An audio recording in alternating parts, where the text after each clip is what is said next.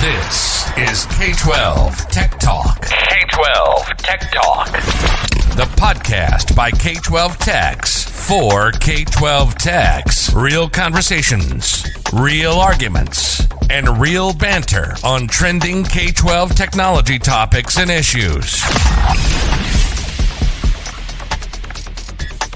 Live from the somethingcool.com studios, this is the K-12 Tech Talk podcast, episode, I think, 105.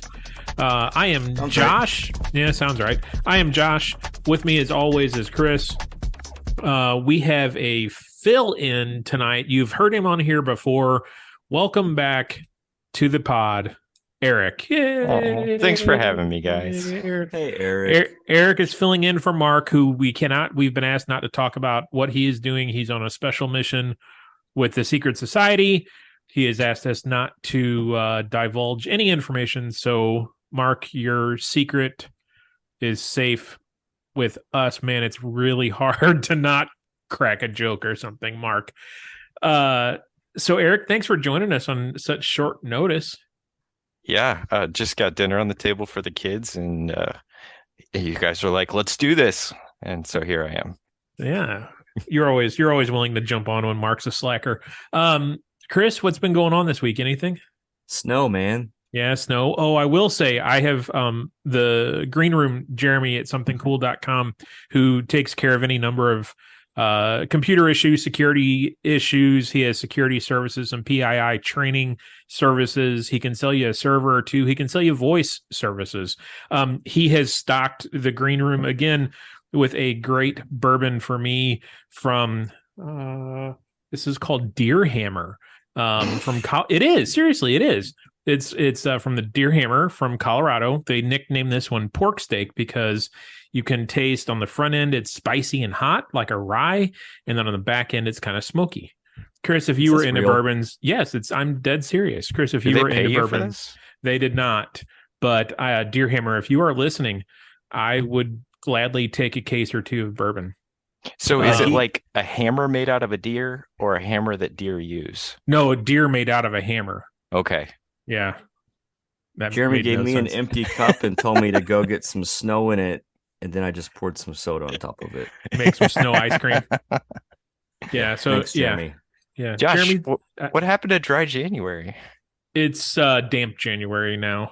Clearly. Saturated. I thought you were having some like Earl Grey over there. I thought Jeremy was stocking some tea. I'm hiding this in my coffee cup tonight. No, thanks, Jeremy. If you want to get in touch with Jeremy, find out what other services he and his cooligans offer, email Jeremy at somethingcool.com. He's been with us for a while, so show him some love. We'll talk later about an email address that apparently a number of listeners are showing the love to, that we're going to try our hardest to stay on task and not derail ourselves from the copy that we have been given to follow. We can do it. Because Mark is who brings us down. Mark is a troublemaker, and he is not here tonight, so there will be no bathroom jokes. It's bathroom humor, I believe, is the term. There will be no bathroom humor tonight. We're different now. We are more adult-like without Mark. So very professional. That Boston attitude. So it's very somber. I feel like, you guys are setting the tone that we can't make jokes. Well. So what's the week been for you guys? Eric, Chris, how's it been? Well, you know what? Josh finally invited me to a Discord, and I don't know how he gets any work done during the day. I got so much work done today. No, all seriousness, it was really great to hop in there and see everybody collaborating, and I got some answers to some stuff really quick, just asking a quick question, and the community of people in K-12 Tech is awesome. I don't think there's anything like it. Yeah, they're all about lifting each other up when you have a problem. Now, when you're not having problems and bantering, that's when they get the knives out and go after you. But when you need help, they're more than willing to help. We had a snow day this week. Chris, did you have a snow day? We had 2. Oh, that's right. Yeah, you're down in the country. You get more snow days than we do. So yeah, I took yesterday, got a bunch of paperwork done. got all of my E-rate stuff. My 471s have been filed. So Nice.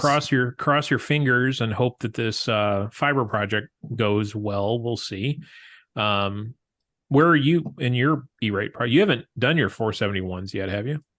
No, I'm reviewing them. I have proposals on the table, reviewing those proposals, and then, but I'm in my win. I can make a decision now. Can you?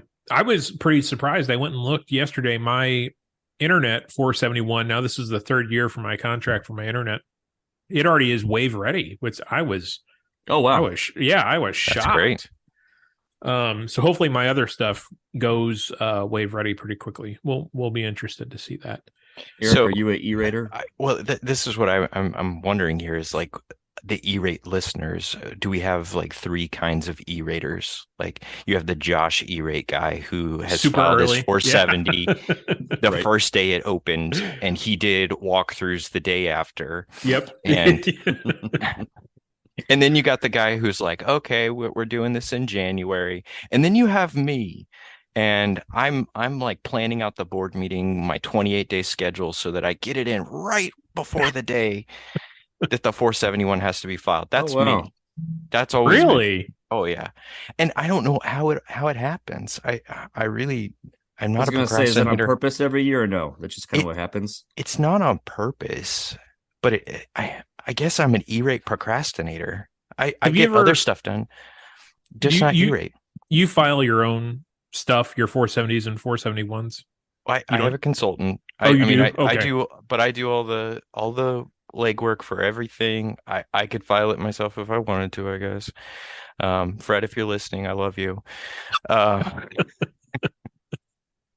But it's always good to have another set of eyes on it. Yes. To take the fall when, Yeah. But yeah. So Chris, are you a middle of the road? Are you early E-rater? I wait till Christmas break to do my 470s, and then I let it happen as it does after that. Well, and do you guys usually it's February board meeting is usually when things are finalized for 471s. And you don't typically do RFPs, do you? I think no. So I'm smaller school district. Kind of depends on what we're going for, but the way our board policies are written up, sometimes I luck out where I don't have to do a full-on RFP. So I give a narrative in my 470, and then I expect a bunch of emails with a bunch of questions. I'll still do walkthroughs if I need to do that. Again, that kind of depends on what the project is, but most of the time I don't do I don't do a RFP with E-rate. Again, depending on the project, we did with this fiber project just because it was so big, and there are some statements and rules that you have to meet if you're going to file for part of that over category 1, which we did. So yeah, we did an RFP for the fiber. The other stuff, I just do a narrative and lay it all out in the narrative and go from there. Yeah.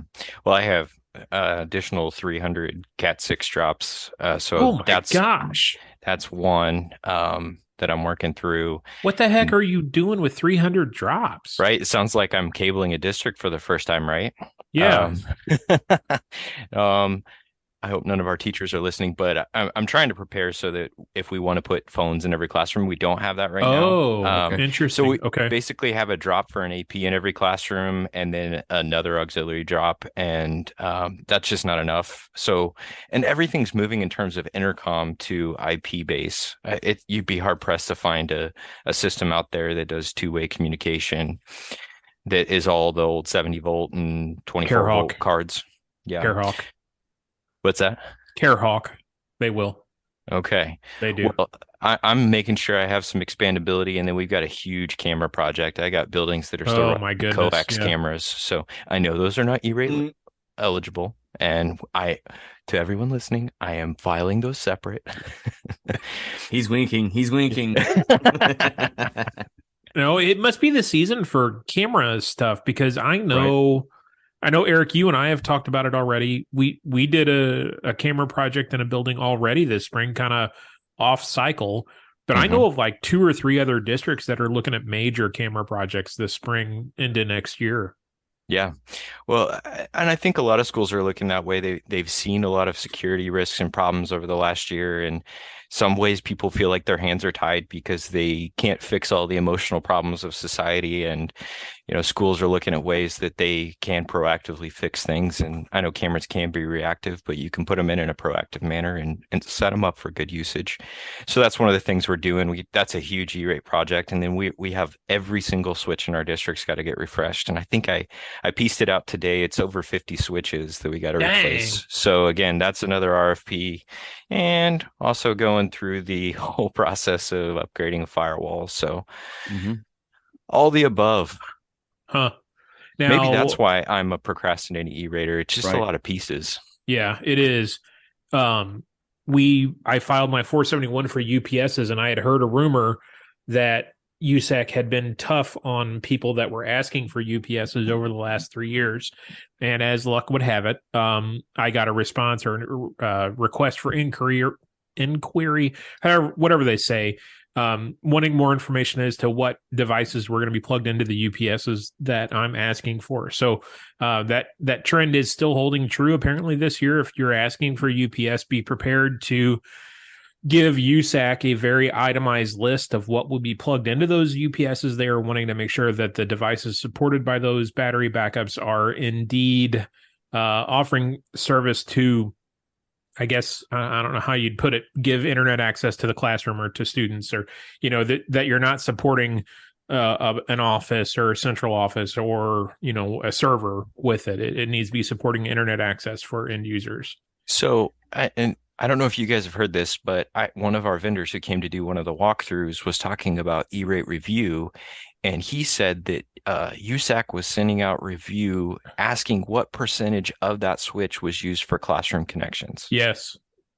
I know that they can ask that, because that was the same deal back in the day when, and you can still do it if you want to go for servers, but like you like, what are you doing a server for? You got to say it's DHCP or DNS or whatever. And then you had to try to say what percent you were actually doing, like what percent is DNS on that server, that kind of thing.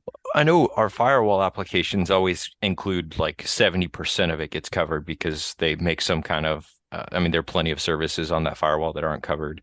It's going to get real tough for me to start figuring some of that stuff out if you get reviewed, but play the game. Well, just, it just worth noting, be prepared to give those itemized lists of what is being supported by some of those, switches or even UPSs.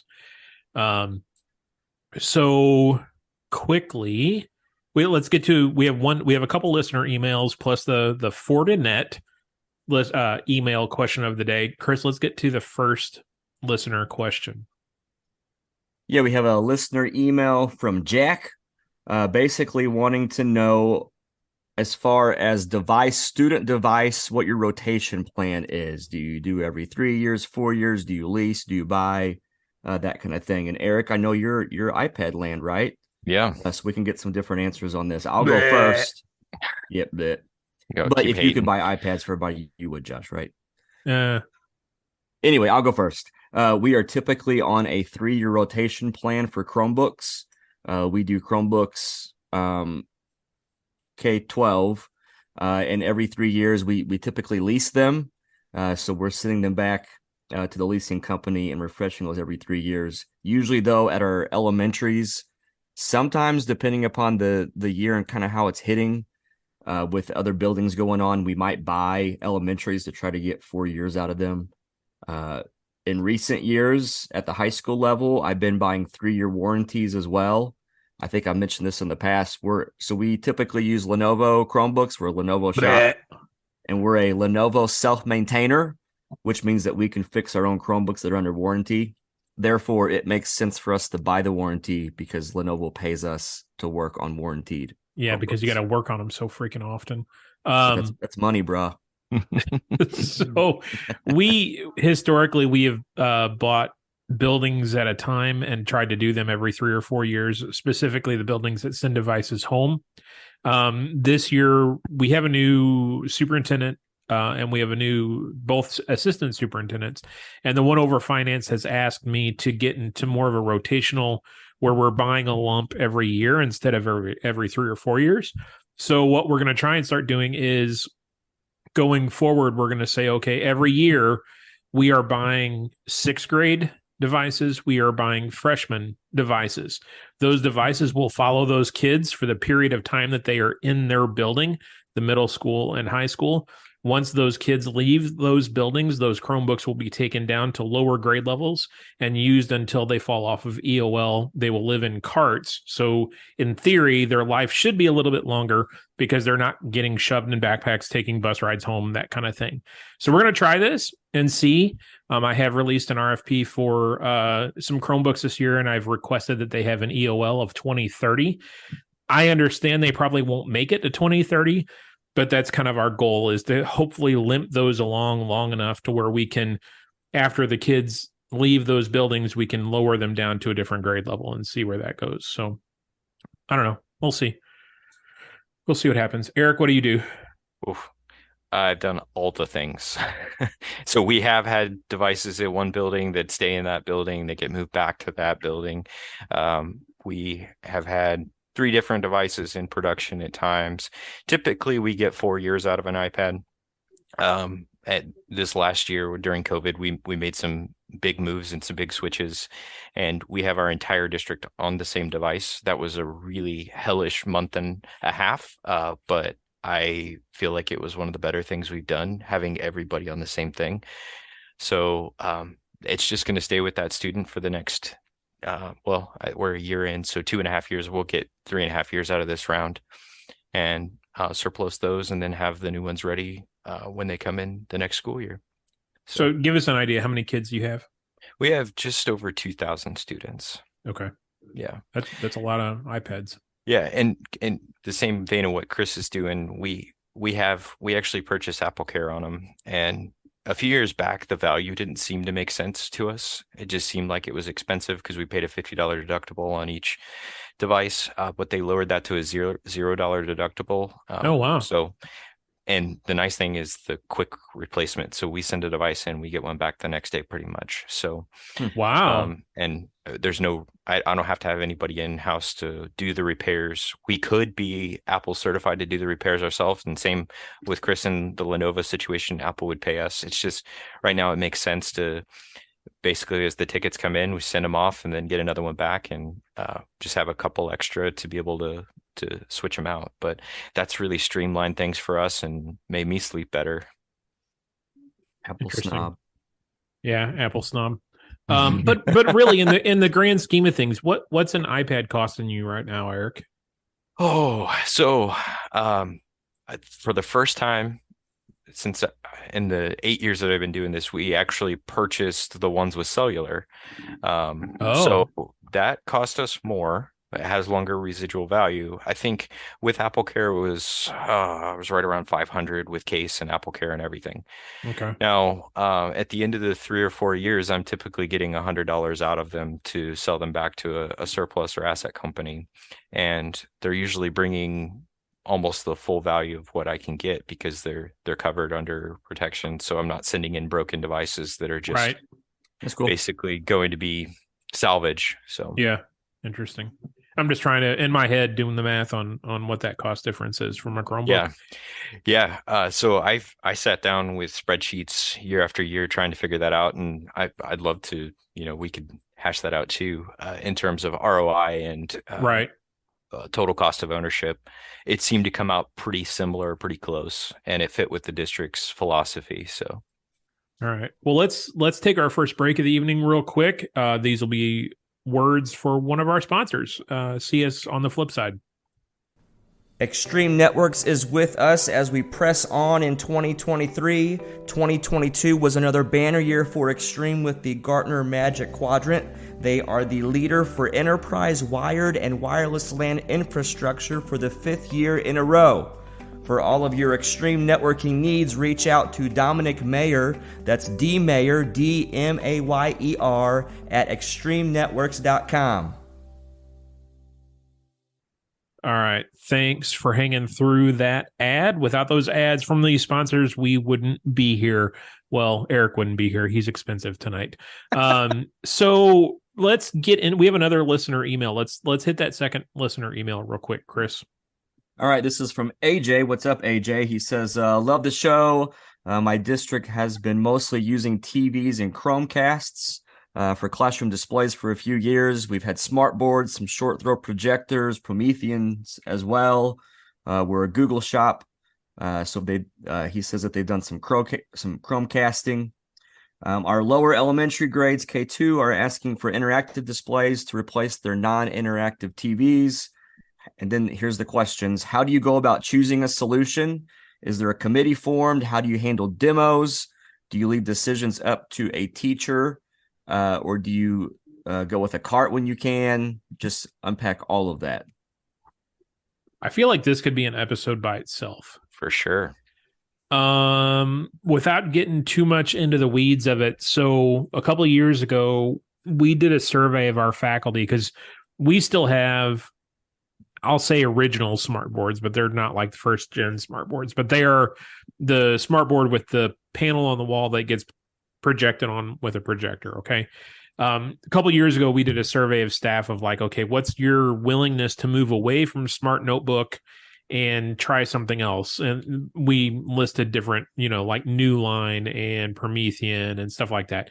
Overwhelmingly, the people that wanted interactivity responded back that they had to have smart notebook. And I tried to explain to them that, okay, the smart notebook version that we're using, and at the time it was like 18, is vastly different than the smart notebook version that is with these new smart interactive panels that is web-based and does all this stuff and no longer relies on Java or Flash or anything like that. But regardless, they had it in their head. They wanted to stay with smart notebook. So that kind of drove the strategic direction as far as what interactive panels we looked at. And obviously it's only smart notebook at that, or smart panel at that point.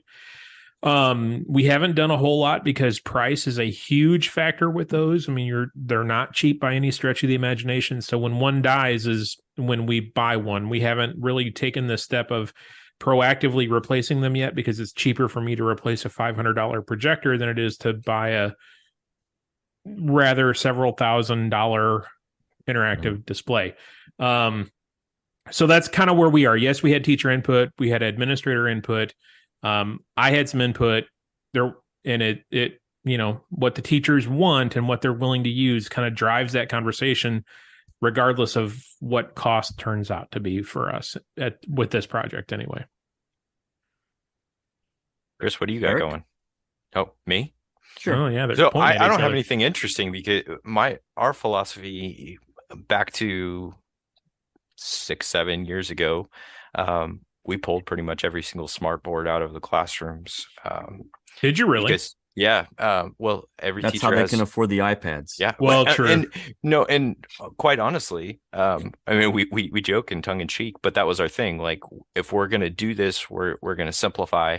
And so everybody got an Apple TV, an iPad, and a Mac. And so all teachers had those three things. That was part of their classroom. Cha-ching. No smart boards. We took printers out of every classroom.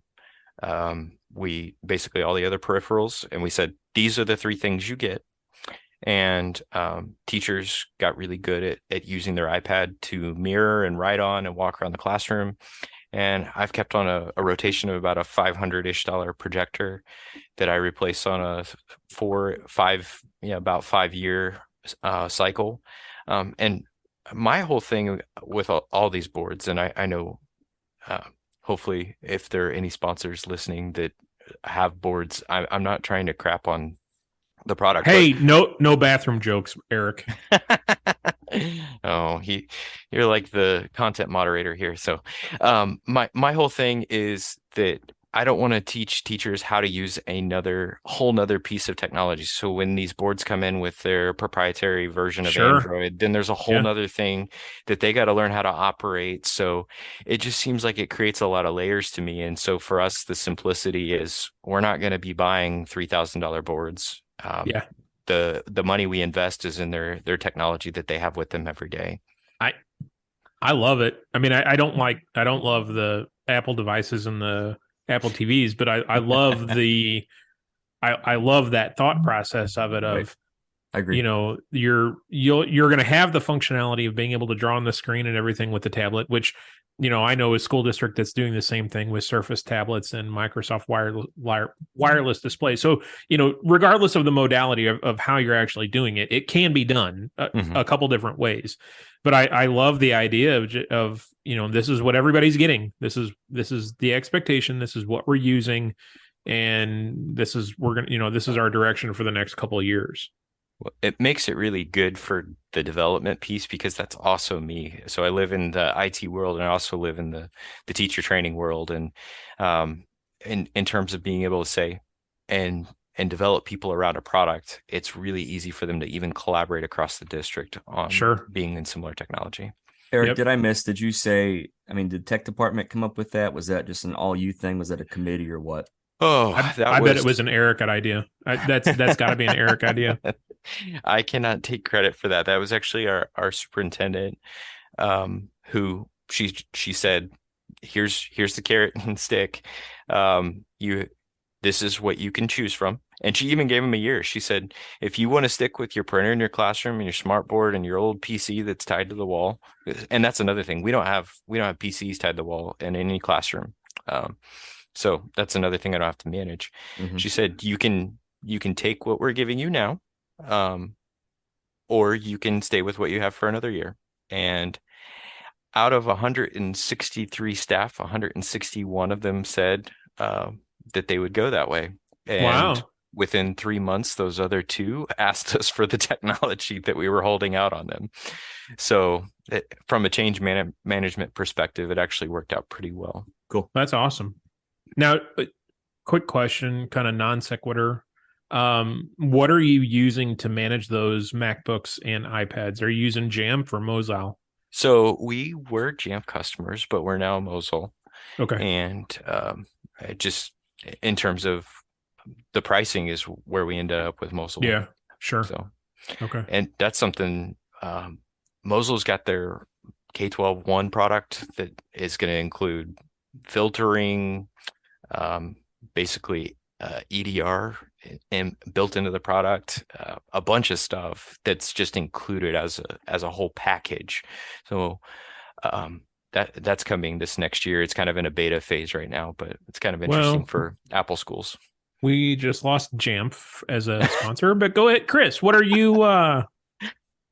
Yeah, so I would say we did run our interactive whatever decision through a committee. So I still do a technology plan every 4 years.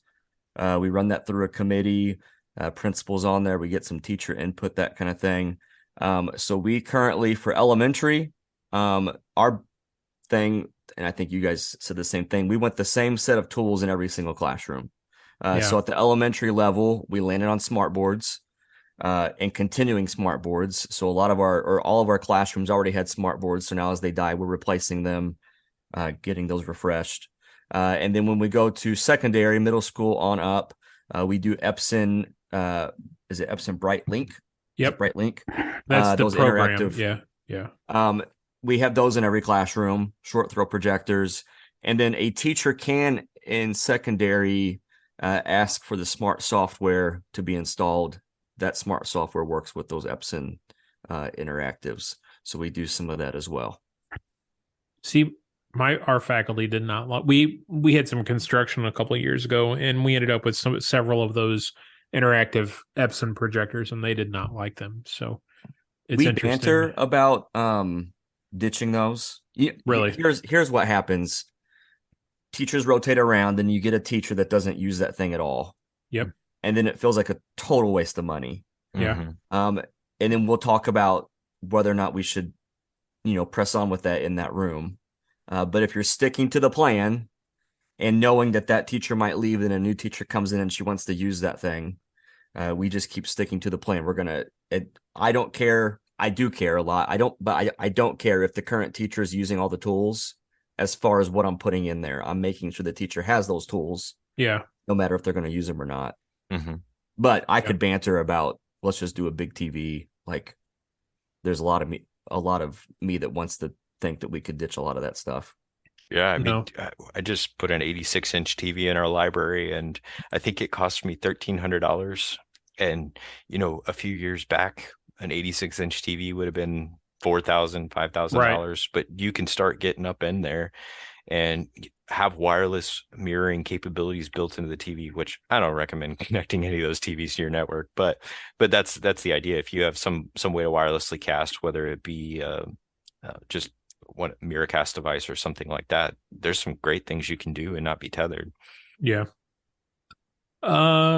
Chris, do you want to talk about the Google Meet Zoom interoperability? We got an email from listener Mark. I think that's how you pronounce his name. He's from Boston. He said something about Google and Google Meet and Zoom working together. But first, a word from a sponsor. ClassLink is a sponsor of the show. Visit classlink.com and check out the K-12 section to see how they can help you. My tagline for them is like clever, but better. They do a launch pad of apps and websites, file sharing, rostering, and OneSync, multi-factor, different login options, and analytics. They can help you and your teachers manage logins and accounts.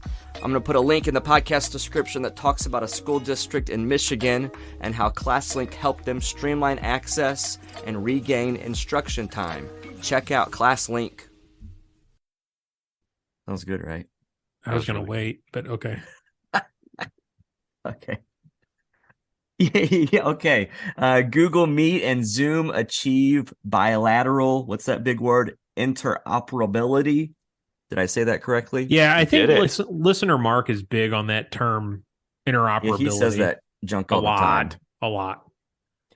He sent us this article, but basically, I guess Google and Zoom had announced this a while back about they were going to get their stuff together so that you can be on Google Meet or be on Zoom and you can join the calls together. So the quick line in this article, we'll put it in the podcast description, but basically Google's now letting you hop on a Meet call from a Zoom room and or use Meet hardware for Zoom calls. So we're getting some worlds colliding here finally.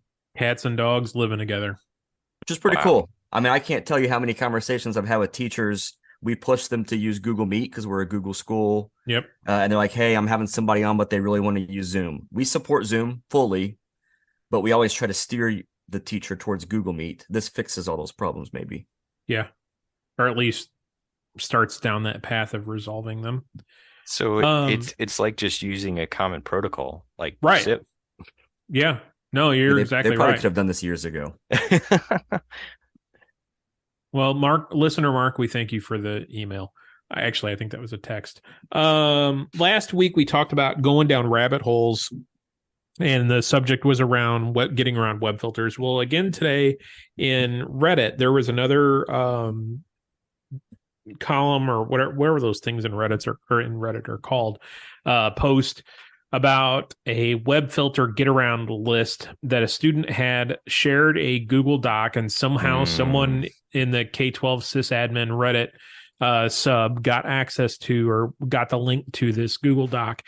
And it is probably hundreds of links to different websites that act as more or less proxies or try to get around filters. So in the realm or in the mindset of going down rabbit holes, how far do you guys how far will you ask your guys or your employees, guys is the wrong term, your employees, to chase this rabbit hole? Reasonable.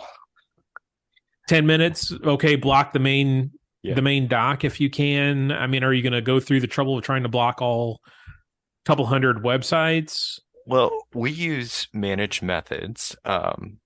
If we have something like this, we can go in and find the file and be able to quarantine it or pull it from all drives. So if they are owning it, that's a quick avenue to that for us. It just takes a few minutes or a few seconds. I don't know that I would go through the process of blocking every single one of them. Managed Methods isn't a sponsor right now. Oh, okay. Well, it's retroactive. Curious, how far are you going to chase this? I was actually not trying to talk about being like a sponsor. I was just saying that it's a resource we use. So. We know. Right. You called Managed Methods before you came on. Say, hey guys. So kind of funny that this is being brought up because I've talked about this a little bit before. I have that TSI program, tech support interns, a bunch of high school, middle school kids. I do some stuff with I do after school robotics stuff, middle school, high school kids. I do some other stuff with youth in our community. So kids will talk to me about tech problems, sometimes with my tech director hat not being on. So in the last week, and my wife was actually standing near me and she got on to me. I had a young lady ask me, she was walking with her cell phone. And she said, hey, what's a good VPN I should use? Oh, geez. And my tech director hat instantly went on.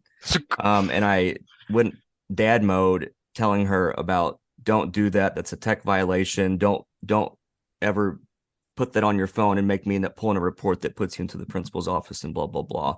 My wife said I did not handle that well because that was a good student just asking me for advice. And then I destroyed her. And all the peers that were around her in that moment were all like, oh my gosh. But that has made me think, and I've unpacked that a little bit more talking about my wife, Stephanie, again. We have a lot of good kids that don't know that these things are necessarily like wrong for whatever. And I argue this too. Like they're using things like that to get to websites that they know they can't get to. Right. That should be your check. Like you should know that that's wrong. Like you're going around something, but they're not seeing it the same as I do as a tech director in the tech department. Like that's insta wrong tech violation. They're just more seeing it. Oh, I can't get to that. How can I get to that? Yeah. And they're going around it. So I got to give it time now, but seriously, this week I've talked about, I'm going to have to try to address the student body with like explaining VPNs, explaining this stuff again, because I think it's going around our school, VPNs and how to get around stuff. Really? Yeah. And even though they're not seeing it as like bad, they're trying to get to the better version of YouTube. You know what I mean? They're or trying TikTok. to get to they're trying to get to just, they're not looking at porn. They're not going to bad websites. Right. They're trying TikTok to get the is websites bad, that they want to, right? They're trying to get the stuff that they want to get to. Mm-hmm. So rather than me chase all these rabbits, I need to come up with something that tries to address that with students, with educating them on that. Because it's kind of a VPN has become a buzzword. Really? In my school district. And it's been kind of weird. I'd say in the last month, I've heard more kids talking about VPNs than I ever have before for years. On their school Chromebooks? Well, or on their cell phone, and they're trying to get on so we have guest Wi-Fi. Oh, yeah. They'll jump on guest Wi-Fi. They can't get, even my daughter's dance team, as an example, they can't get to Spotify or whatever really well on guest Wi-Fi. So they're trying to figure out VPNs or whatever to get around that. Wow. Interesting. And again, they're not seeing that as like, they just think, oh, my phone, I guess Wi-Fi doesn't work. It doesn't let me get to this website or this app or whatever. And they're not seeing it as the bad thing. I had a third grader run into me yesterday and he goes, are you tech? I said, yeah. I'm part of tech. Yes. And he just, are you tech? And I said, yeah. And he goes, thanks for my device. But why do you put all these blocks on it? and he very innocently said, can you unblock blah, blah, blah? And I was like, well, what does that do? And he goes, it's a game site. And I don't know why you're not and it was just very innocent. And that's one of the things that I'm trying to work through. Did you yell at him like Chris did this girl with the VPN? I raised my voice. I'm new year, new me. Oh, okay. I am working through, even with my own children, the love and logic parenting method. So you let them fail. You let them fail. Let them feel the consequences. But in all seriousness, I think you're right, Chris. The kids they're just trying to get to the better version of the internet that for some reason, just by nature of them being in school, they can't get to. And because one of the things.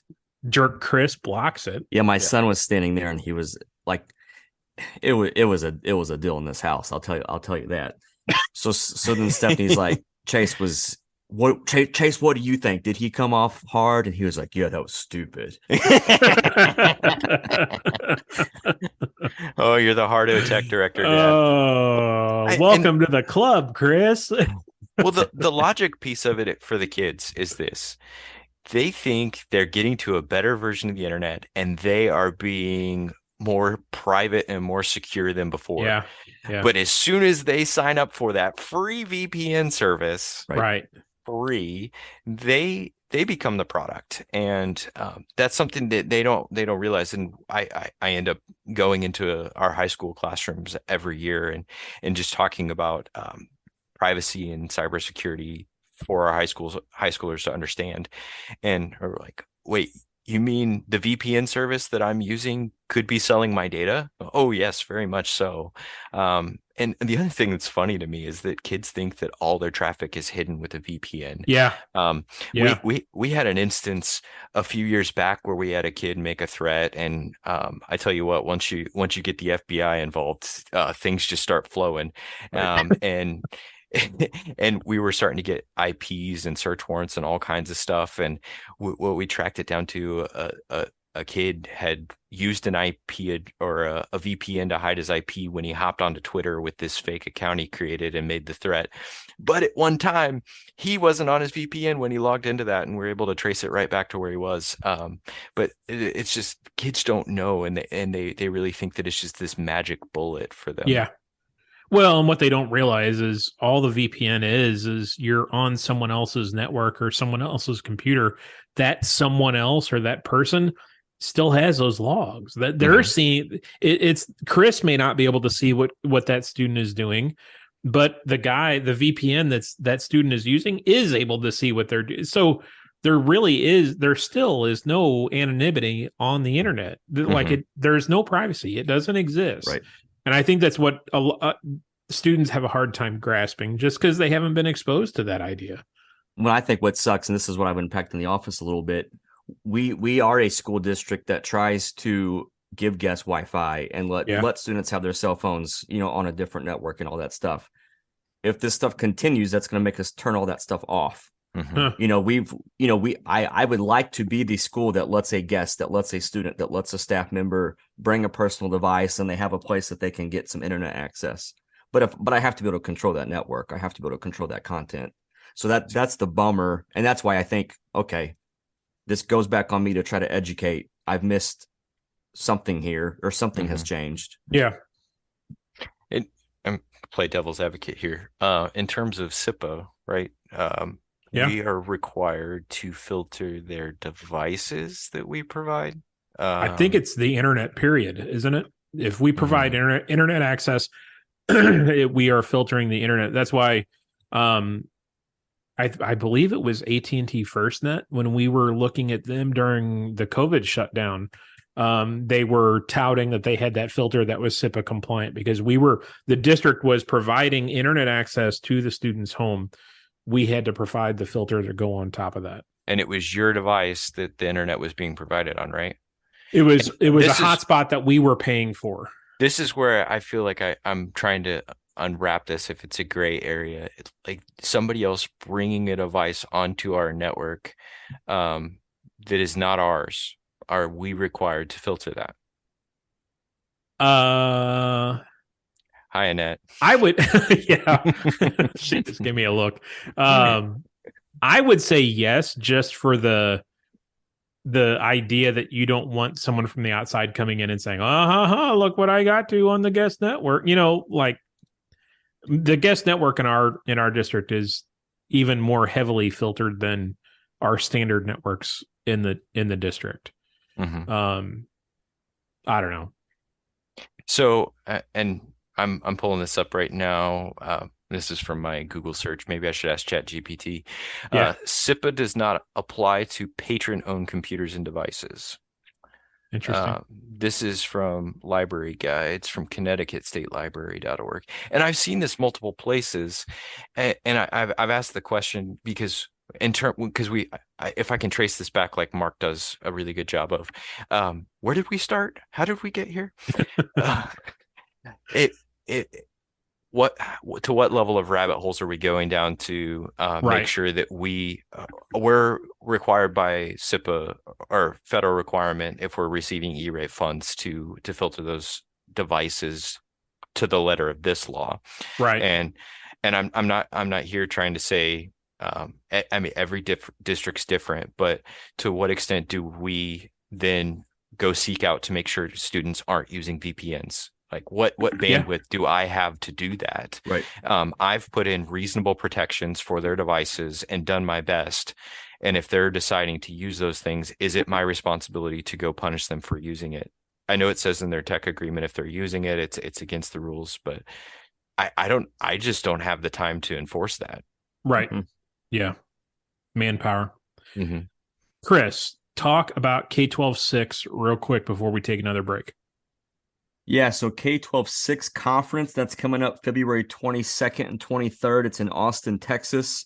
Mark and I, Down in without the Josh, ATX. Huh? ATX. Austin, that? Texas. Austin, Texas. My bad. Josh, I don't think you're going. I don't think so. Mark You and I never are going to know. meet for the first time. We're going to hug Embrace. and In extended. person? Yeah. Yes, in person. Have you For the not first met in time. person? No. Really? I've Wow. never met Chris in person. I thought you guys had been on Mark's sailboat. Well, we were on one and Mark was on the other. Okay. And we He- almost he- touch hands. You Yeah. reached your hands out. It was one of those moments where And- you tried. Yeah. And then he had his driver take him away. Anyway, Pour me another mimosa. February 22nd, 23rd, Austin, Texas, K-12-6 conference. Mark and I are going to be there. We're going to talk about 10 things we've learned from the ransomware interviews that we've done on the pod. They say they have like 22 states, people from 22 states coming literally coast to Wow. coast. Wow. There's even like someone from like New Zealand coming. Oh yeah, one of their speakers. Yeah, So pretty cool. I'm excited about it. that's cool. I wish you were going, Josh. Well, maybe I'll take. Hey, can I get the keys to the Midwest Tech Talk jet? Can I? We're a little low on fuel. Oh. So yeah, if you are in Austin or if you are going to K-12-6 or you're on the fence about attending K-12-6, Mr. Doug and his folks are putting this on. This is, I believe, their first inaugural K-12-6 conference. And it will be in Austin, Texas, home of great barbecue, great music, a lot of really cool nightlife in Austin. Go have some fun. Go find Chris. Go find Mark. And tell us, look for some stickers. Look for some stickers. Will there be any bounties for people who get pictures? You of never them know. without their We'll knowledge? have to work that out. We'll see. And They're I giving have us to a know. table and stuff. Like we're legit. We're gonna do some interviews and hang out, have a good time. Now, Yeah. did anybody get pictures of Mark? We while have- He was at his top secret event that we're not talking about, even though you talked about it last There's been week. one tweet. There's been two, wasn't there? Oh, there's Two? two? I don't know. Yeah, Mark sent us one that somebody's, I guess, from California is. I don't know. Yeah. Yeah, there's been two, but we can't talk about any of that. So let's take another quick break for a sponsor. We'll be right back. Provision Data Solutions is a proud sponsor of the K-12 Tech Talk podcast. They can help you with all of your networking and firewall needs, including Fortinet. They're big sponsors of the Midwest Tech Talk conferences as well. They'll be at the Security Symposium in March and the Tech Conference in July. Visit MidwestTechTalk.com for information about the conferences. All right. We appreciate those sponsors hanging with us through our silliness. So a couple other things here real quick. Over the last week, I got a wild hair to look at ChatGPT's terms of service. And, someone, I was on LinkedIn earlier tonight and someone made a comment. It's interesting to see all of these influencer type ed tech folks posting on Twitter and all the socials about using ChatGPT in the classroom. And there are some interesting uses in theory. However, if you look at the terms of service for ChatGPT, there is a very clear statement. I think it's one of the first paragraphs that you have to be 18 years or older to create an account to use ChatGPT because they consider it a binding contract. And of course, age of majority, yada, yada, yada. So Well, I will take the stance. That is yet another reason why we have blocked ChatGPT for our district, for our students, is they, according to the terms of service, should not be using it. Gentlemen? okay. I can get behind you for that sole purpose. I have been against blocking it because my whole thing is if they're going to use it, they're going to go home and do it. Sure. Like Yeah. they're not going to do it in front of a teacher. And well, maybe some of them have the gall to do that. But I'm with you, Josh. I saw some of your posts there on LinkedIn, asking people like, hey, you're encouraging the use of this, but did you know? Did Yeah. you know? Yeah. And I I gotta stir it. I gotta stir it, man. I gotta stir it on LinkedIn. I appreciate that. I can get behind teachers using it and talking about the benefits of AI Right. and Sure. the fact that, I just wrote my lesson plan today on ChatGPT. If you liked it, kids, thank the computer. Yeah. So from teacher led and from the perspective of that, I had plenty of emails this last week, and I even had one of our instructional coaches saying, "What are you doing about this?" I'm like, well, okay. Yeah. But I think it has the potential to wreck Google. Yeah. And change the world. Yeah. And do some really crazy cool things. And I don't know if it was Mark who said it in a previous episode, but is this the calculator to writing? Sure. What the calculator was to math years ago, we said, all right, nobody's going to be able to compute. You still got to look over it. Still, if you want it to be a good human reading document, and there are some good resources out there to try to analyze it, like GPT-0. Have you guys played around with that? Yeah, I played with that. It is not accurate.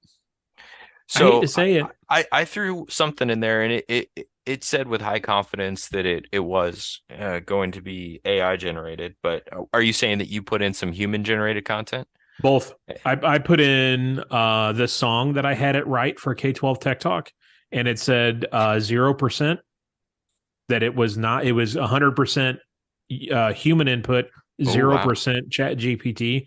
And then I put in something like an email, text from an email I wrote, and it said like 50-50. That confirms it. I always knew you were a computer. Yeah, I mean, I am 50% computer. I'll let you guess which 50%. So to me, what's that supposed to mean? I draw your own conclusion. To me, this is a larger conversation, and let me pose this question. Remove the you must be 18 years old, because it's really hard to argue against that, right?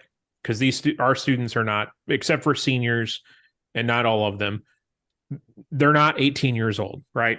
So let's remove that piece of the terms of service. If there is a statement in there that says, to comply with terms of service, your account is your account only. That account should not be shared with anyone / third party for use. If a class is attempting to use that as a generic account, one person creates an account and that account is used as the class because the class is not 18. If the teacher creates that account because the teacher is over 18, where's the line? Is that acceptable to you to allow that to take place? Do you raise a flag and say, look, it's technically against terms of service. What are we teaching? What are we showing students as acceptable use for attempting to adhere to terms of service and being good stewards? You guys get what I'm trying to pose here? Yeah.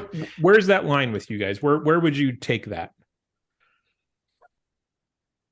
Good talk. Chris? As soon as I see the 18th, and I know you put it off to the side, but that makes a decision as far as content filtering goes for me. Yes. Too. Just it reminds me of is it Google Earth? I think it's another one of those 18. I think so. Controversial or whatever.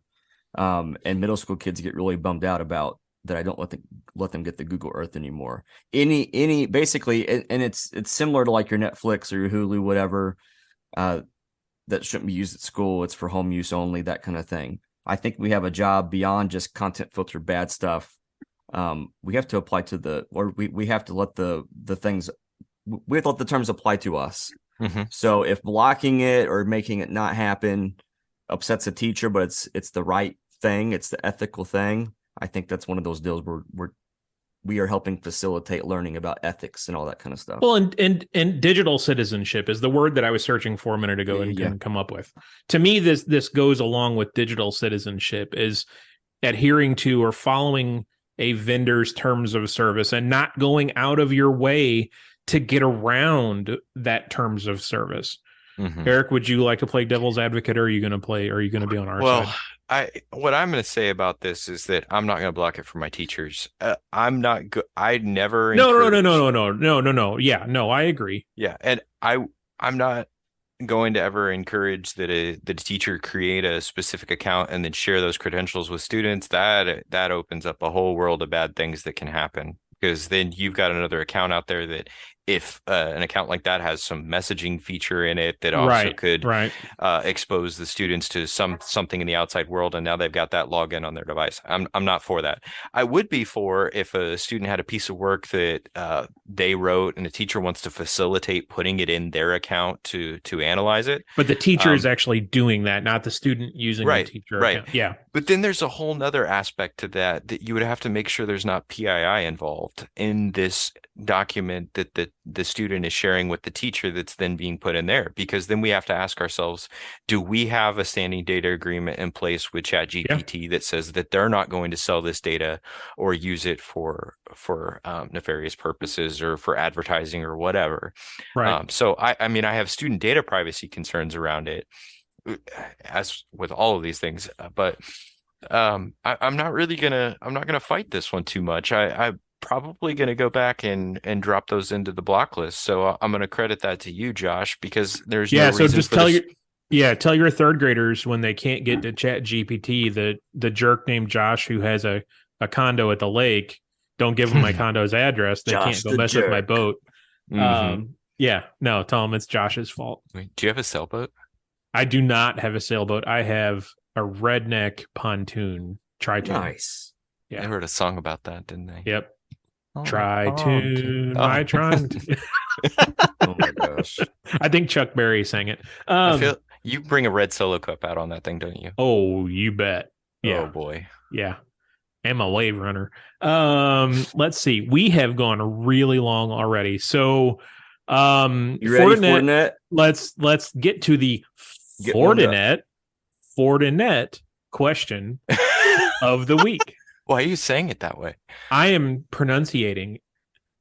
All right, Fortinet, if you have any interest in any Fortinet product that we talk about, you can email fortinetpodcast@fortinet.com. That's fortinetpodcast@fortinet.com. If Beautiful you email that, we figured out that goes to Chris Illingworth. He's who gets that email. Send him an email. Let him know that you're listening to us, that you're wanting to learn more about Fortinet, learning about all about Fortinet products. All of their products. Every single one of them. And there's a lot of them. There are. In particular tonight, we're going to talk about FortiGate. That's their firewall, their next-gen firewall. We're from Missouri, Josh, I, and Eric Several Missouri schools use FortiGates. Josh, you have a FortiGate, I believe? You betcha. A next-gen firewall, all about that. Here's the question, security segment question of the week. A little bit of opinion mixed just with some facts. What makes a next-gen firewall a next-gen firewall? Is this the pop quiz? So do you have the correct answers in your in the little sleeve? Oh, okay. We get freedom here. Okay. To me, you got freedom last week too. So hey. As with Kim, if you're listening, it won't happen again. As with EDRs like FortiEDR, I think there are certain things that come along with that next gen, because EDR is supposed to be the next gen. To me, what Fortinet brings to the table that is classified as next gen is their logging and their response to they call it in their reporting, anomalies and intrusion prevention. I think I've told this story on here before, so I won't get real deep into it, but their ability to stop DDoS attacks and let's say damaging scans, to me, is a next gen level over other firewall providers that I firsthand experienced, that the FortiGate can just chew up, spit out, and not worry about. To me, that's next gen. That's one of the things that Fortinet brings with the FortiGate next gen firewall. Eric, you can speak to that without digging Fortinet. You can vendor neutral. No, and I've actually spent quite a bit of time with the Fortinet product over the past few weeks, and something I think that's really interesting that you get with the FortiGate is you're going to be. It's a different model for how you're going to set up your network. Depending on how you do it, there's really the potential of putting all your layer 3 or all your routing there at the firewall, which is not something a lot of us do. We have a layer 3 switch that sits in a core. But you can do all of that there at the FortiGate and be inspecting east-west traffic as well as the north-south traffic. And so that's bringing a whole nother level of clarity to what's on your network, and in terms of what you're able to filter, the tags that you're able to add to each of your devices, the ZTNA tags down to does this device have a registry key, this registry key, or does it start with this MAC address? And if it does start with this MAC address, it only gets to this one server. So I know that doesn't necessarily fall into the realm of what next gen firewall is, but it's a different way of thinking that I think that FortiGate's bringing something really cool to the table. I just had an idea, a product idea. It's fine. North. I'll just say this: north, south, east, west. That made me think of a compass. They need to come up with a product and name it Compass? Around a compass. I'll just leave it at that. That would be a cool name. Chris, go. What's next gen? I was going to say next gen. If you're still thinking about firewall and just what ports are open or shut, that's not next gen. Next gen, if you're getting vendor neutral with this, you're talking about, talking about AI stuff. Can it do some stuff where it's making decisions for you? Do you have deep visibility on what applications are being used, what users are doing, what devices are up to? Any of that stuff where your firewall can learn your environment, learn what should be coming in or going out. That's when you're really getting into what a next gen firewall is. And that it has a compass. I think I don't know of a firewall product or a security product on the market that has a name that deals with a compass, because everybody uses the term north, south, east, west. Here we go. I really think people are missing out on the name compass. I need to trademark that. Can we run another pod? I'll let you do that. Can I just say, I really do appreciate Fortinet's naming conventions. Can I say that? Let's just wrap this up. Eric, I always know what to search when I'm looking for products. That is true. That is very true. All right. This was episode 105. We missed Mark. We miss you. Eric, you were great. Yeah. Eric, yep. Until you made Fortinet mad again. This is week 2. This was good. Yeah. Eric won't be back. Fortinet. Eric's not. Eric's done. Hey, listen, they don't pay me anything. That's why Mark's really not on a special mission. He's suspended. We've suspended him for his behavior last He's on week. administrative leave. That the joke about the car was awful. Yeah, Mark is suspended. Probably laughed hardest at that one. Personally. Yeah. So now it was the delivery, Mark. It was the delivery. Eric will be suspended. Botched, but good. It was so good. Yeah, it didn't land. I mean, it did land, but it landed for me. Crash. We'll see if Mark is allowed to come back next week. So that was episode 105. Please share us with your friends, your coworkers, your meeting groups. We appreciate the word of mouth.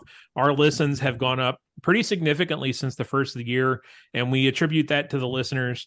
Really, we haven't done anything different. We're continuing to pump out these podcasts, these episodes, and putting it out on the same streaming services we always have.